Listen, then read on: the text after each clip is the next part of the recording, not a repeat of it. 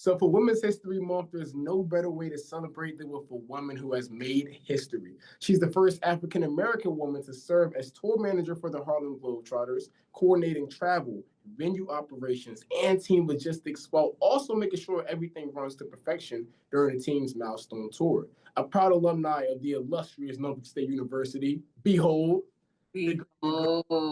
you know it.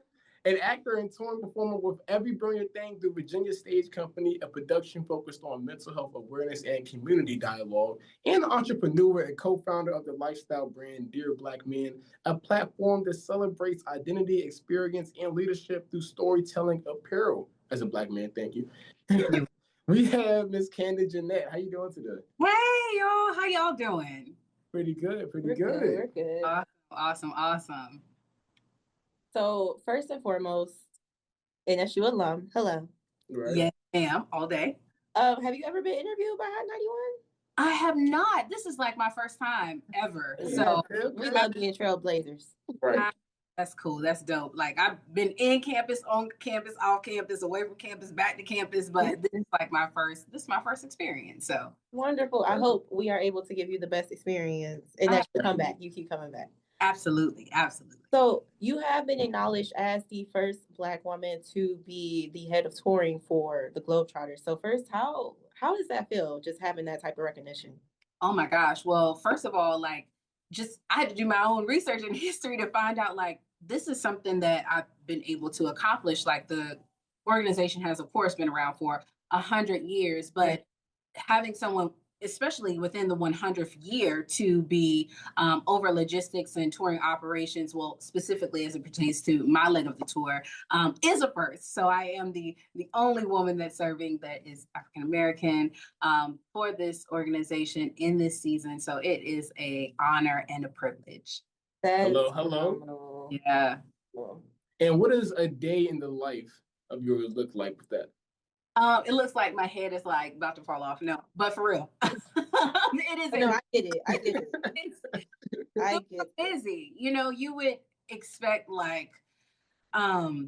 anything can happen. Like with touring, just with live touring and in general, it's a day-to-day exchange of getting to a hotel, traveling on the road, making sure we get to places on time, unloading, loading into a venue, making sure there's food, making sure hotels are prepared, making sure my internal logistics are, communication goes out for the team and about what we're doing, where we're going, and all of those sorts of things. So it is a nonstop day-to-day, go here, move there, move this. Someone's flying in, book them a hotel, make sure they have transportation from this place to the next. Oh, we have to go here. This location says we're not able to do this. So finding a workaround, we're not going to be able to check in till this time. So what do?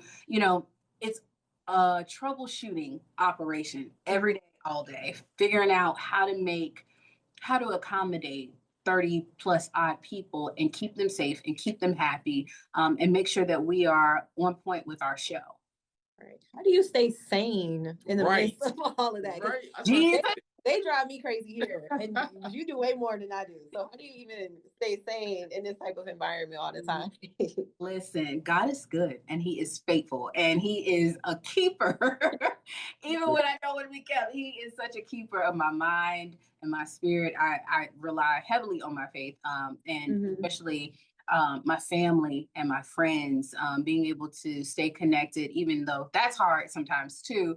But having my family there as an anchor, and finding moments that ground myself, we're involved today. So, I took an opportunity to run out to the National Aquarium because that's something that gives back to me, or making sure that I, am reading or journaling or having a spa day or something that gives back, pours back into ourselves. That's important. I need to take notes. Right. So you mentioned going places. Which place was your favorite place to tour to? Oh my gosh, Italy. Italy has been my favorite place. I toured internationally as a tour manager a couple years ago, and it was just beautiful. The food, the architectural structures, all of that Italy was probably my favorite place. fashion and then the culture. And, anytime you get to see more than what you've been around, it's like, there's so much world, right? And so sometimes we can get accustomed to just relying or being content with what we see, but that being able to go somewhere else like feeds that hunger of there's so much more world that I want to venture into. But Italy is always gonna be that place. Hey, I gotta go. No, really. No, gotta go. Mountains, water, like, oh my gosh, it's everything. And I love that you said Italy because I literally just got done. Well, I'm not done yet. I'm in a world cinema course. So right now we're watching an Italian film. It's an Italian-Russian film. Okay. So, yeah, it was filmed in Italy, but it's made by a Russian director. So yeah. Okay. Yeah, it's so much. So much. Mm-hmm. So we are going to talk about the Globetrotters because this is the centennial anniversary this year. So we're going to talk about them, but we do want to talk about you a little bit more, just a little bit more. So you said you're also an entrepreneur. Can you tell us a little bit more about it? So Dear Black Man is it is a venture that my best friend and I pulled together a couple years prior to COVID. Like, we love Black men. We love the essence of Black men. And when you think about the hierarchy of how we view life with God at the helm, he's the center of all things, and then the man is under him. We want to uplift, as and then women, then us as women, we're under that. But we want to uplift and push the Black men, especially in today's society, because there's so much controversial things, negativity. Just society is hard as a whole, on people of color. And so finding a way to love on our men and in turn pour back into them in a positive way, especially because there's always been this narrative of like, men are against women, women are against men. Is like, if we could just find a way to love on each other in a special way, like maybe we can all be happy, what I mean? Right. So Dear Black Man is to push the mental health of the Black man, to recognize, to say, hey, I see you, I love you, we care about you. And it's not just a woman to man thing, but it is a brother to brother, king to king, speaking a common language about like, I see you, bro, I see you. You can do this, empowerment. And to also eventually connect Black men to retreats and resources, and to do things to connect them to workforce opportunities, health opportunities. So it's a broad venture that is starting off as apparel and inspiration, but has a long-term and lasting message attached to it. That's awesome. I feel touched by that. I'm gonna be honest. Like, as a Black man myself, I really do understand where you're coming from, and I just I really thank you, because a lot of times it can be like toxic environments and conversations between us. But when a queen like yourself can put together the brand and just show people that we can all come together for that, I appreciate it. And also, everyone has dreams about starting their own business, or their own clothing brand, anything. What really gave you the inspiration to really just turn it into a reality? Oh man, like, I'll say this. This is like one of many. And it's easy to have an idea that you don't move forward with, because you sit on it and you think about it and you're like, well, what if it doesn't? Well, I don't have this is not going to work. We always shoot ourselves down. But what about like just taking a step forward? And so I think I finally got to a place where I'm like, last year I said to myself, I'm leaving nothing on the table. So there's nothing that I'm not going after, even if there's a no that's attached to it, even if it's a that might not work out the fully, like, I'm going to do that. I'm going to walk forward. I'm going to commit to the thing. And then I'm going to see the fruit from it. And though it might not be the fruit that I expect, it's going to be something, right? A lesson, a moment, an exchange. But we, as people, I think we do ourselves a disservice when we don't commit to the things that God puts in us, or that the ideas, the visions, the dreams, all of those things. If we just pass it off, like, there's people that are waiting on what you all have inside of you for you to walk forward in it. And so we have a responsibility to each other to fulfill what's been placed in us. And I think that's the ode to entrepreneurship, is that, though it is a gift back to me, it's a gift back to the world. And I have to remember that I have a responsibility to other people. And so, God, you're not going to give me a dream and I'm not going to see it through all the way. It's scary. It's hard. Sometimes you don't know. You don't have all the answers, but you take one step forward and then the things will continue to follow. You know, you'll be connected to somebody, but you have to take a step forward. You have to be fearless enough to know that what has been placed inside of you is intentional, and there's a space and a time for it, and it'll all work out. Are you a preacher too? No. You coming with a word right now. I'm loving it. Listen, no. Then not yet. Not yet. She said we can add it. Right.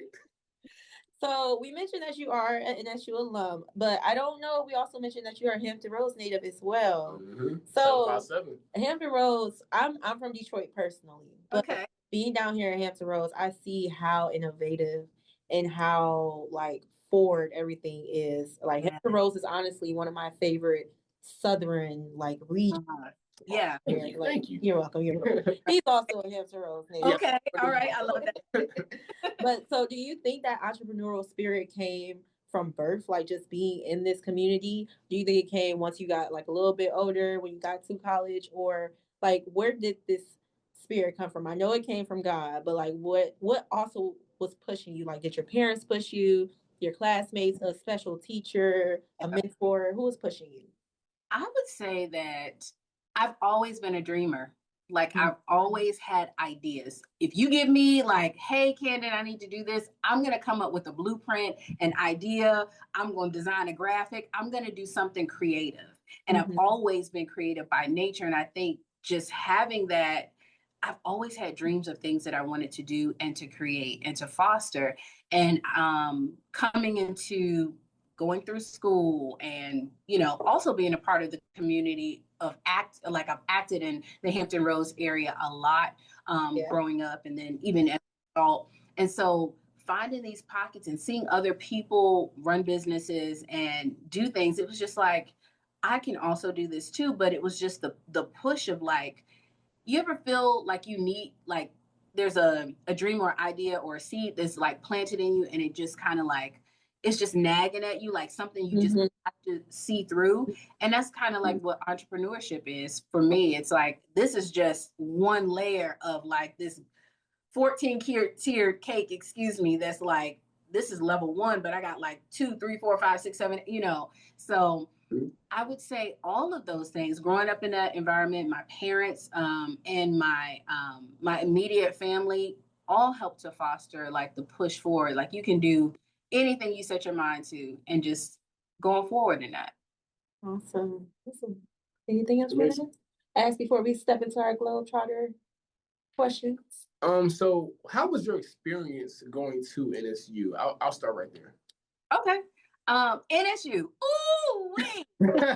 Illustrious HBCU. We love it. Right. You.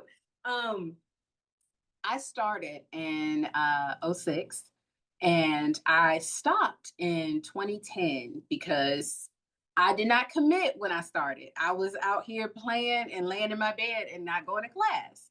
And so I stepped away from the university for quite some time. I started as a nursing major that then went to pre-med biology, and just was not committed to the process, but definitely enjoyed being at school.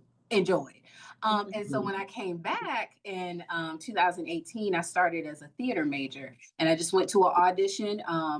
The theater company was doing fences, and I said something, I saw it online, something in my spirit was like, you need to go audition. I was like, I'm not going to do that. I'm not going to do it.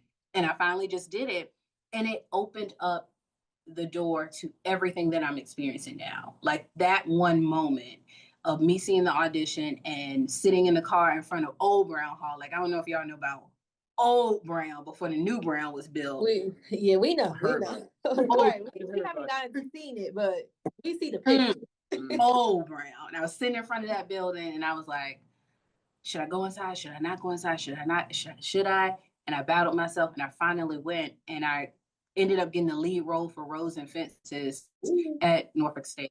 And that kind of just opened up everything else, you know, being there, being a part of the culture, being a part of the theater company, and all the things. Like I've seen the evolution of the school coming like in when I was like really, really young till now, and just seeing both sides of the spectrum and being able to appreciate it, you know, being able to appreciate all those things. So I think my experience at Norfolk State has been phenomenal, you know, absolutely amazing. And it's helped to lead me to this very spot. So I'm grateful. And last thing about this youth, everyone goes through like ups and downs. And during the downs, what pushed you through? You know, what pushed you over there? Oh man. I remember, so I'll be a little transparent. When I came back to state, like my GPA was trash. It was awful because again, I was there, but I wasn't appreciating the moment. I was young. I was half the time I was on campus, half the time I wasn't on campus, like living a life. And so when I got back in 2018, I had to do a major repair. And when I say a major repair, like I've always been a student in school that was in honors classes and got straight A's and B's. And, you know, I did well in school. So me like having a nasty looking transcript was like, what? Who is this? Who This is not that? me. It's not me. And I had to turn that around. And I remember talking to my best friend and she was like, you don't have to, you know, take a whole bunch of extra classes and stuff. And I was so committed. I was like, I'm gonna graduate with honors from college. I'm gonna raise my GPA and I'm gonna change everything around. And to be completely honest, I think my GPA was like a 1 point something. And I graduated with over a 3.0. Came back. I had to literally start all over. But I was committed to that because I wanted it for myself. Right. Like I begged, you know, the dean's office to let me take overrides and a whole bunch of stuff, just to allow myself the best opportunity possible. So I would say those moments of feeling like, you know, I can't really do this. Like, how am I going to work full time and take an override and be in a production, you know? And then at the time, my dad was kind of sick, you know, he has since passed away, but during that time, it was just like, how do you do all of these things? And it's just like, every day you just take a step forward. Every day is not going to be perfect, but you take a step forward and stay committed to what you said you were going to do. Right. So before, because we're going to talk about Globetrotters. I promise we are. It's okay. We are.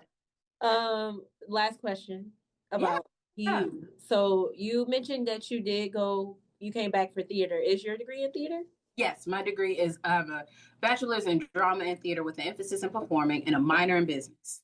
Okay, Nice. okay. I tell people all the time, especially those of us in the liberal arts, that we have to have a minor or a major. Yes. Xiakore is a double major, major, minor. So business and mass comm. Oh, because it's hard. Like even with the minor that I did, I was like, I'm taking these classes on top of these classes on. So, you know, Yes. It's a lot.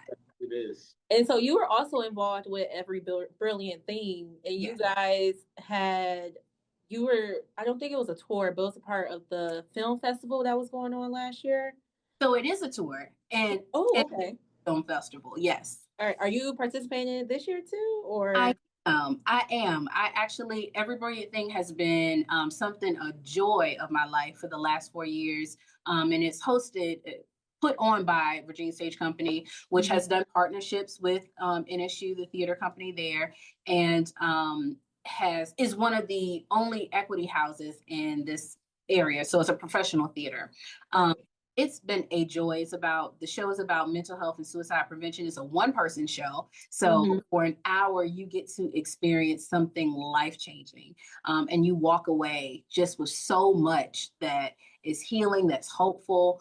And so it's been just a beautiful journey. I actually served as the tour manager for that show as well, but has since transitioned out. And so now I'm just in the acting role. I actually came home last week to perform the show. So still touring and going into communities. We've taken it everywhere. Gulfport, Mississippi. We've taken it to Connecticut. We're going to take it overseas in the summertime as well. Nice. Awesome. Okay. I'm fingers crossed I get to make it this year. I'm always out of town. Always out of town, so I missed it last year. But yeah, where can we get tickets? So it's actually free and open to the public. We love free. We love free. We love free. Okay. Because the message is so powerful and because it's about saving lives, all you have to do is go to www.vastage.org and you'll see Every Brilliant Thing tour, and it'll show you a list of our stops and where we're planning to tour. There's actually 4 of us that rotate in the role, so you really don't know who you're going to get, but we try to post if like one of us is going to perform. We'll try to celebrate who that is. Okay, so fingers crossed you'll see us soon in person. Yeah. Right. I will let you know when the next show is that I'll be performing in. Absolutely. Hey, thank you. Thank you. Yeah. All right, so now let's go ahead and talk about the phenomenal, iconic Harlem Globetrotters. Yeah. So this year, 2026, is the 100th anniversary of them being in existence. Yes. And again, you are the tour manager. So how is touring going on right now? I know you guys will be at Chartway, I think. Or no. So you'll be at Chartway at the end of the month, right? At the end of the month. And VSU on the 3rd? So we actually have, don't misquote me. We are transitioning to our lower states. So now we are in Baltimore, and we did a show the other day at the Chesapeake Employers Arena, and we're making our way from I think next week we will be at VCU. Okay. Virginia actually will be at Virginia State, and we'll be at oh my goodness, we'll be in Richmond, and then we have so many. Listen, this is the nature of touring, is that we are in a new space like every other day. Yeah. But it is a lot, but we are making our way like to Carolina tomorrow, and then we'll be in that area where we'll be in Duluth the week after that, Macon, and then we'll find our way the first week of April back to Virginia for a couple stops here. Okay. And then, like you said, we'll finish up the tour. Our last stop on the tour is none other than the 7-5.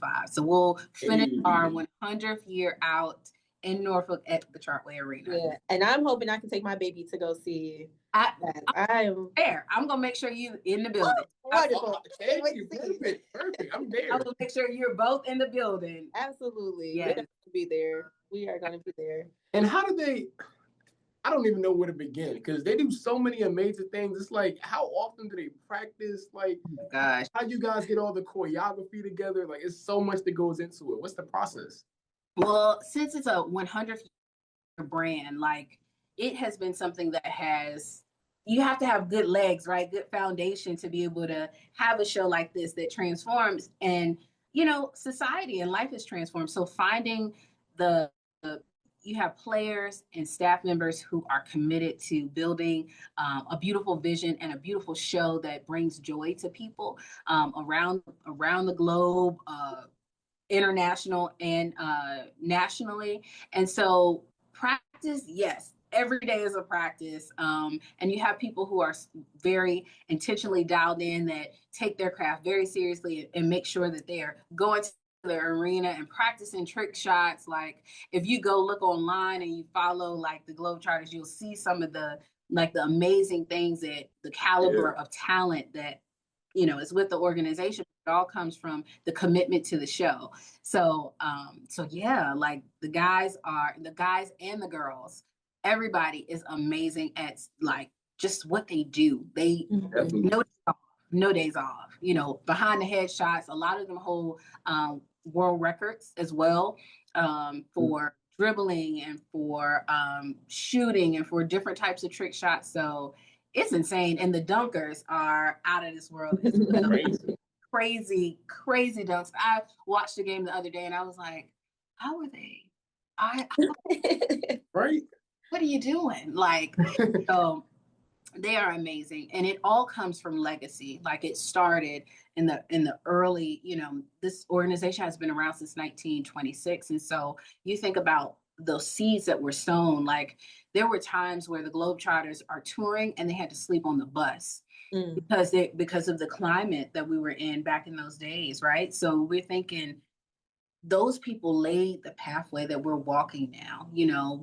They think about putting on a show for somebody and you can't even sleep in a hotel, or you have to use, secondary sources to take a bath or to wash up, to then be back on the road and do another show. So it's come a long, long way, but those foundational moments are what we stand on and why the organization is still thriving today. And that's actually what I was going to ask. Like, how is an organization able to survive 100 years with all of these advances in technology that we have? It seems like people's attention spans get a little bit less and less. So it's like, how are the Harlem Globetrotters able to still captivate an audience and keep them captivated the entire show, and then want people coming back for more? Like, right. I think it's simple. You keep the main thing the main thing. The Globe, if it ain't broken. you know, if it ain't broke, don't fix it, right? Right. Known for the brand sells, you know, itself. It is a 100-year organization that is family fun. You know, you're gonna come, you're gonna have a whole bunch of laughs and a good time. And no matter what players have changed across the years or passed on or what have you, it's still the same. The heart of basketball, the heart of leading with love, the heart of giving back is the thing that you're gonna get at every single Globetrotter game. You would be floored to know how many people come and the Globetrotters, like, they tell us stories about their grandparents, or when I was younger, I saw the Globetrotters, or my mom, you know, experienced this, and how much joy they feel when the guys and the girls, they come up to them, they sign autographs or they love on them. Like, it is something that is transformative that I've never seen in my life. But it again comes back from all of those years of that love and that joy and that experience, that family experience passed down, that allows them to keep coming back. So you seem like a woman who wears many hats. So how did you even become the tour manager for the Harlem Globetrotters? So this was not on my bingo card at all. I was like, at 26, B10, like, not on my bingo card. Coming out of Norfolk State, had a mentor, an acting mentor who was my professor, and she was like, the Globetrotters are having auditions, you know, for a role, and the role was called Grandmama. It was like this grandma super fan who was with the company or whatever, and she loved the Globetrotters. She was like, their grandma, all the Globetrotters' grandma, and I auditioned for the role, and unfortunately, I didn't get it. And so I did not. I was like, okay, well, maybe this is not what God wants for me, so I'm gonna move on to the next thing. But someone was like, well, maybe you should just reach back and say thank you for the opportunity or whatever. And so I reached back out and I was like, you know, thank you for the opportunity. If you have anything else I would be interested in. They were like, we actually need you to be the understudy. So I became the understudy, but it also came with logistics and on a lower level. And so the logistics and that in my first season, we were coming out of COVID, and my tour manager and like 5 other people were like sick. So it brought our tour down to like slim. And more people had started to get sick. And so I had to step up and like handle logistics. So I was kind of just like sending messages out, getting information for the team, helping with other pieces. And they were like, you're really good at this. And so it just kind of transitioned me into something different. And I was like, I just came in to act like I was here for it. Right. So it's funny, I was telling somebody the other day, I was like, I always come into a like entry level role, and I always end up like in management. Like, I wasn't even looking for it. It just kind of happened. Felt. That's her. That's her right here. See? It's crazy, right? Like, that's how I started here. I came here one day. He was my professor at the time. Now he's my manager. He was like, can you record something in this mic for me real quick? I said, yeah, sure, no problem. He's right. Cool. 2 days later, he's like, I need you to, he's like, you think you can produce a show for me? I said, yeah. Oh. And now I have the show. So, yeah. Look at that. Look at that. It's just a little redirection for something better, something greater. Absolutely. Absolutely. And if that moment didn't happen, I wouldn't be here. So, you know, all things work together for the good of those that are called according to God's purpose. And so I look at that and I'm like, all these things work together. Like, I didn't see it happening this way, but it did. And I'm glad that it did. I'm glad it did for you too, because you seem very successful and happy. Right. I think that's very important, especially in this society, to be happy where you work. Mm-hmm. Absolutely. I think the traveling, being able to see the world is probably my biggest joy, because again, we can get caught up on the small things in life, what we see day to day, how we are, what we're faced with that's in front of us. And even going back to that piece about like mental health and suicide, like when you are stuck kind of like in just one place and you can't see beyond what's in front of you, it makes life sometimes hard. And so the beauty and the joy that I take around with me every day is that I get to wake up and experience a different world every day, a different space every day. And that's a lot too. But also helps me to remember that there's always more. Things are always changing. And even though I'm stuck with like maybe this situation or this level of adversity, there's still more beyond that. And that's what traveling and touring like exposes me to. Beautiful. So have you felt like any adversity, like even if it hasn't been necessarily at your job, but in like your environment, have you felt any adversity because of who you are, how young you are, and what you're doing? The history you're making, for sure. Yeah, I would say, I know in terms of adversity, I think the internal struggles, right? Making sure that I maintain my, like the standards of getting things done the way they need to get done. I can be my worst critic at times. And wanting to make sure that I stay on top of things, and making sure that everything is in place. Like I want everything to function and flow perfectly. And I think the other side of that is that nothing is perfect. We just kind of got to adapt that level of adversity. And I would say too, in this space, so I started touring a couple of years ago, and as I was transitioning into my first domestic tour, my father and my aunt, which were brother and sister, they passed away 4 weeks apart from each other. And that was life-changing. And so I, at that point, had like contacted my boss. I was going to go back on tour after my aunt passed first. And so I was like, I'm going to go back on tour. And the night that I was getting ready to just get back on tour, my dad passed that night. And so I then was like, well, what do I do now? Right. So I managed the domestic tours from remotely from home. Both of the tours that were out in the US, I handled all logistics, hotels, arena stuff, food, all of those things from home. And that had never been done in the history of the Globetrotters. But it also showed me that had never been done in the history of Candunn either. Like that, even grieving and dealing with a really hard situation, this organization and this position propelled me forward. It was like I had to keep going because I was in this space that other people were accountable to me, where I had to be accountable to other people. So it showed me a bit of resilience about myself. And that's probably one of the most adverse situations that I've had to conquer, is carrying the weight of grief and still showing up in a capacity that is a leadership role. Right. And still making a way out of it, you know? Right. I feel like I'm kind of doing that right now because we actually just experienced the loss last week. Yeah. At the radio station. So yeah. My heart goes out to you guys, and I'm praying and lifting you up. And I know there's that balance between like staying committed to your job, but also being present with how you feel. And it's very, very, very important. Don't gloss over these moments, even in this, you know. Take the moment and feel what you feel and acknowledge it, because that's where healing comes from ultimately. Right. So keeping you guys Hot 91 in my prayers. Fully. Thank you. Yes, ma'am. Yes, ma'am. We appreciate you. So, I don't know. Can we ask like who is your favorite Globetrotter? Is that okay to ask? Right. My goodness. Wait, no. Let's do something about it. What's your favorite act? Do you have a favorite act? A favorite act, like in terms of like the show, what? Yeah, like a specific move that someone does, or like a specific line someone has.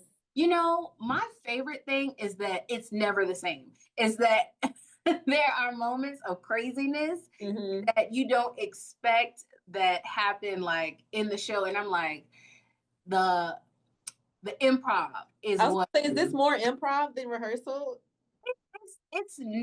It's structured, but then when you go into different arenas with different people and different audiences, kind of like the Every Brilliant Thing, because it's different everywhere we go. You just never know what you're gonna get. And every show, somebody does something that is off the wall or crazy or unexpected. So I love their improvisation skills. It's phenomenal. It's next level. They're always gonna do something that nobody expects, and it's gonna just surprise everybody. So what's one of the funniest stories you had from the team? Oh my goodness. Let me see. Let me see. What? Oh gosh. Well, I'll tell you about this. Our showman, which is the leader of our show, he the other day, and this was totally unexpected. So there's this part where he is trying to get everybody's attention. And there was this man that was like randomly walking up the steps in an arena. You know, these steps are steep, number one. And then they're going up into where the concourse is where you get food and stuff. And so he's like, you know, just announcing and talking about like the show or just starting the show. And all of a sudden this man takes off to go get food. And he comes from the court, runs up the stairs, picks the man up, puts him on his shoulders. But the man was like, hey, stop, you gotta come back. I'm not done. And so he goes up out of the concourse, like into where the food is. You can't see him, but he's hollering, you gotta come back. And when he comes back in, the man is on his shoulders, like over his, like he threw him over his shoulder and was like running down the steps, like they bouncing. And nobody failed. Right. Thank God, right? He puts his man back in his seat and then proceeds to get back on the court and like play. It was just so crazy. It was so crazy. I was like, what? Because all you could hear was his voice. So it was so funny. They do crazy stuff like that all the time. You just never know. That's got to be a joy, because I felt like you already knew what they were going to do. But for you to be watching it with us, that's even better. Yeah, literally. I mean, we have moments, but then the other moments like that, I was like, what is he doing in the concourse? And the fact that he brought that man all the way back down, put him in his seat like he was a baby, and then went on the court and played basketball, it was just crazy. So I'm sure there are going to be a lot of students who don't know who the Harlem Globetrotters are. Yes. Unfortunately. But for the students that do know, or even those who just found out and they want to possibly get involved, what advice would you give to them? Besides just like, we know your motto, just do it. Mm-hmm. Like, just do like it. Nike. Put that right. Just go ahead and do it. Right. But what other advice would you give them, like to prepare them for being in that type of arena? I would say it comes with really just staying committed to your craft. So like for ballers, right? You are pretty much scouted out. And then we have auditions that happen in Atlanta. So you have to kind of build yourself. If this is something that you want to do, you want to build yourself, build the content and the awareness around it. And then as the times come for exposure to it, making sure that like, I'm going to check the Globetrotter website and see when auditions are. I'm going to reach out to, you know, somebody within the organization, because there's contact information online where people can reach out and say, you know, I'm looking to come to an audition or what have you. But putting material out there so that you can be noticed is probably the best advice that I have, is that if this is the realm and the lane that you're interested in, and then you need to make yourself polished and available so that you can be, you know, you can go to the next level in this. Right. Mm. Yeah, anything else? Gotta use that social media. You got heavy on social media. Yeah, you got to use the resources to, like, for anybody who is looking to do anything in life, you use the outlets that you have available to you. And I promise it, if that is what is in your lane to accomplish, all those pieces will automatically fall into place. But you do have to do the legwork. Make sure that if this is a skill set that you have as a baller, like that you are crafting yourself, you're putting that out there, you're asking the questions of how do I connect to organizations like the Harlem Globetrotters, or like, you know, other organizations like, you know, G League and so forth and so on. But you have to, in today's society, Instagram is your resume. So right. You're putting out there that is showcasing that you have the talent that somebody would want to scout you out, you know? So what message do you want people to take from your inspiration? Wow. I would say, going back to what I said last year, that sometimes we count ourselves out because of our age, because of our race, because of our social or economical background, because of, you know, how we grew up, the lack of what we have. But all those things build you to be the person that you are. And one thing that you can lean on in everything is to never give up on yourself. Don't let your mind talk you out of the greatness that is within you. And even sometimes during the most adverse of situations, there's still light in you. Every day that you get to wake up and you get to open your eyes and take breath, that means that there's purpose for you to fulfill. And you have an obligation to continue to go forward. Giving up is never an option. Giving up is never an option. Giving up is never an option. It's okay to pivot. It's okay to take a break. But no matter what, never give up on yourself. Never give up on your goals. Never give up on your dreams. Never give up on who God created you to be. Amen. All right, so final question. That was mine. Okay. This is my final question, but I'm mad. I should have went before you. That was such a good ending. Goodness. Yeah, I love that.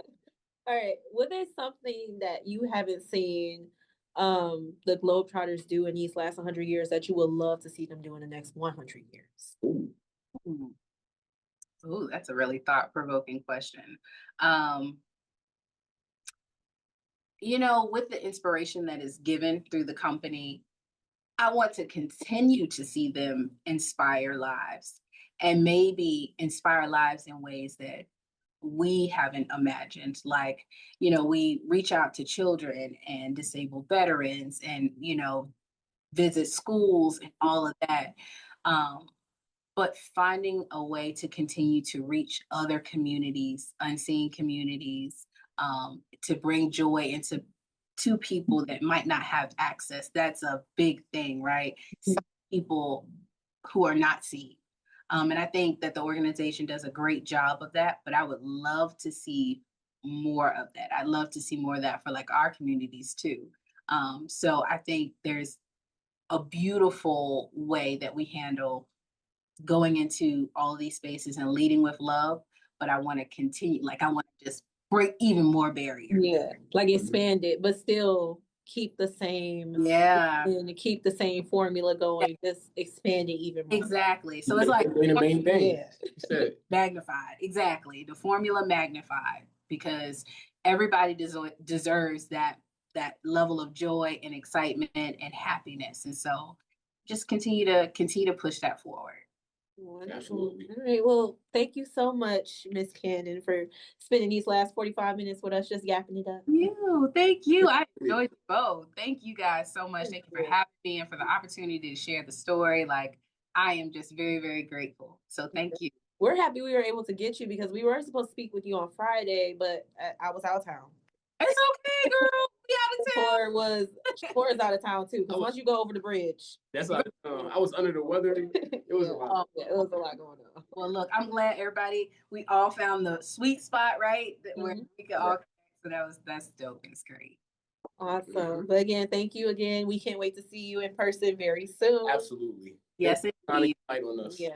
Yes. Everything you said, please understand, it did not fall on non-listening ears. We listen to everything. Yeah. And I love that. I love some inspiration. No, really. I feel like you were talking directly to me. I'm like, she's not talking to you, girl. I like this. You have such a light to you. Yeah, you do. Well, I appreciate you and your energy, and y'all just keep doing the thing. Keep being positive, influential people in this community and connecting people to stories and to who you are and what you have to offer, because you have amazingness, greatness inside of you. So continue to push that.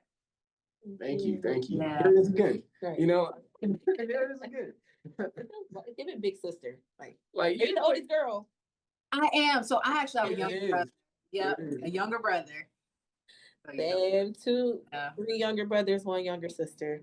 See, you know that older sister, right? You know it. I know it. They say the older sister is the man in the house. That's what I heard. Second in command next to dad. Second in command. Might as well have on a Dear Black Man shirt, right? Right. I'm gonna give me a hat. See? Goodness, my mom is calling. Yeah, Listen, right. My mom heard you talking. She felt it. We love you. Well, all right. So again, thank you. We will see you in a few weeks. Yeah. I hope a lot of our Hot 91 listeners will also be at the Chartway Arena. You guys will have 2 different showings, right?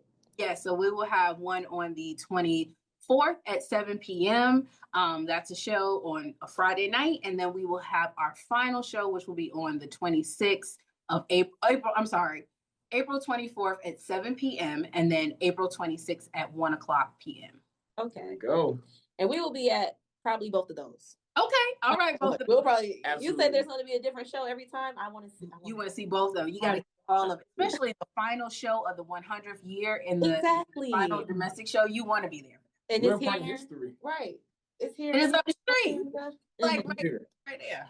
Yeah, we're there. We're there. It's official. Again, thank you so much for talking with us. And again, we'll see you in a few weeks. All right. We'll see you. All right. Have a Have a good great one. day. All right. Take care. Bye.